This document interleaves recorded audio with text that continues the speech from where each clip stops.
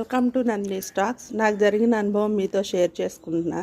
నిన్న అంటే శనివారం విజయవాడ నుండి సామర్లకోట రత్నాచల్ ఎక్స్ప్రెస్ ట్రైన్ ఎక్కానండి. అసలు చాలా రష్గా ఉంది. అంత రష్లో ఏదోలాగా ఎక్కాం. ఇంటికి వచ్చి చూసుకుంటే అందులో 200 ఉంది మనీ. ఎక్కువ పెట్టలా, బ్యాగ్లో కదా అని చెప్పి ఎక్కువ పెట్టలా. 200 మనీ పోయింది. మనీ పోయింది. అందులో ఆధార్ కార్డు, పాన్ కార్డు, 2 ATMలు ఉన్నాయి, కీస్ ఉన్నాయండి, పర్సు. ఆ పర్స్ బ్యాగ్లో పెట్టా. ఆ పర్సు కూడా ఎత్తేసారు ఎవరు. మొత్తం పోయినాయి. ఇప్పుడు పండగ సెలవులు కదా, అసలు చాలా రష్గా ఉన్నాయి.